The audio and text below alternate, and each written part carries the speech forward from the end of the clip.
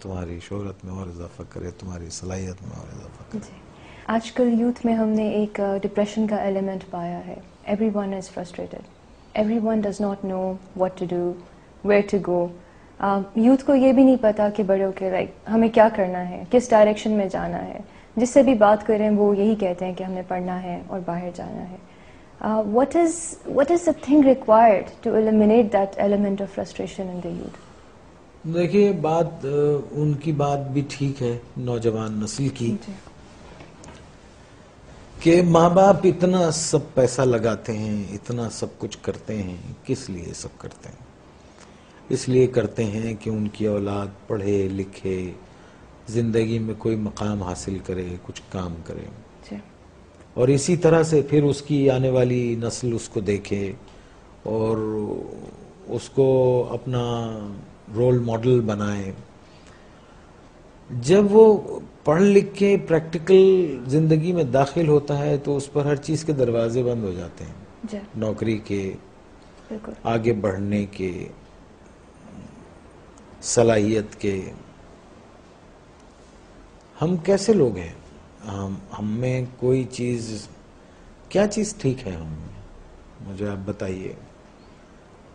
یعنی مجھے یہ کہتے ہوئے اچھا تو نہیں لگتا کیونکہ میں اس ملک کا ایک رہنے والا ہوں، لیکن میں اس لیے کہوں گا کہ مجھے اس ملک سے بہت محبت ہے. میں نے کبھی یہ نہیں سوچا کہ ملک نے مجھے کیا دیا. میں نے ہمیشہ یہ سوچا کہ میں نے اپنی کیپیسٹی میں اپنے ملک کو کیا دیا ہے. تو مجھے اندازہ ہوتا ہے کہ میں نے لوگوں کو خوشی دی، میں نے لوگوں کو قہقہے دیے، میں نے لوگوں کی دکھ اور تکلیفوں کو شیئر کیا میں نے. اور لیکن ہم ہر شعبے میں ہم بے ایمان ہیں. کیوں ہیں؟ تعلیم کا شعبہ، اس میں سفارش اور سیاست ہے، سیاست کے اندر سیاست ہے، اور رشوت ہم لیتے ہیں، بے ایمانی ہم کرتے ہیں، جھوٹ ہم بولتے ہیں، دوسروں کو تکلیف ہم دیتے ہیں، دوسروں کے مالوں پہ قبضہ کر لیتے ہیں، یتیموں کا مال کھا جاتے ہیں، غریبوں کو تکلیف دیتے ہیں، مسکین مسافر محتاجوں کو ان کا حق نہیں دیتے، کسی کی مدد نہیں کرتے، اپنے لیے سب جمع کر کے رکھتے ہیں، اپنے سے آگے نہیں سوچتے. تو آپ یہ دیکھیے ایسے معاشرے جو ہیں وہ اگر آپ اتنے برے ہو رہے ہیں جس طرح سے نظر آ رہا ہے آپ کو، تو اگر آپ قرآن شریف پڑھیں تو اس میں جو قومیں اللہ تعالیٰ کی احکامات کو نہیں مانتی اور جو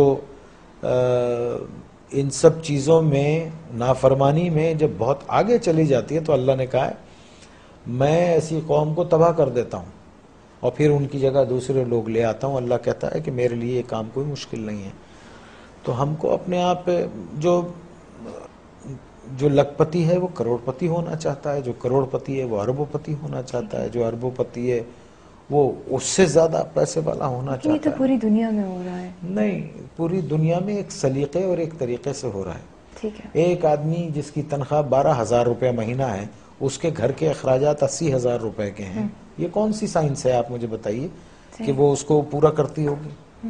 اور یہاں 60% لوگ ایسے ہیں جن کی تنخواہیں اتنی ہیں، لمیٹڈ ہیں، اور ان کے اخراجات جو ہیں.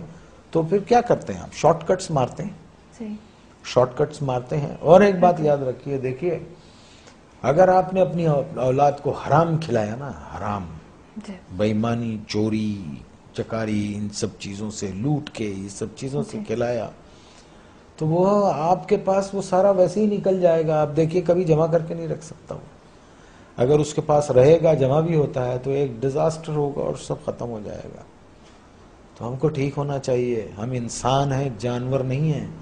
ہم کو صحیح ہونا چاہیے.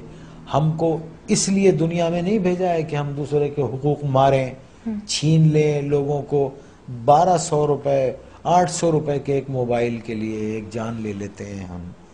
کبھی وہ تنہائی میں بیٹھ کے وہ سوچتے نہیں ہوں گے کہ ایک انسان کی زندگی جب وہ پیدا ہوتا ہے تو وہ گوشت کا لوتھڑا ہوتا ہے، پھر وہ انسانی فارم میں آتا ہے، پھر وہ دنیا میں آتا ہے بے سہارا، بے بس. ماں اس کو 9 مہینے پیٹ میں رکھتی ہے، پالتی ہے، پھر وہ گرم سرد کا مقابلہ کرتا ہے اور بڑا ہوتا ہے، چوٹیں لگتی ہیں، دھوپ ہے، بارش ہے، اور پھر ایک آدمی اس کو ایک 500 روپے کے موبائل کے لیے اتنی تقودو سے پلنے والے بچے کو گولی مار کے چلا جاتا ہے.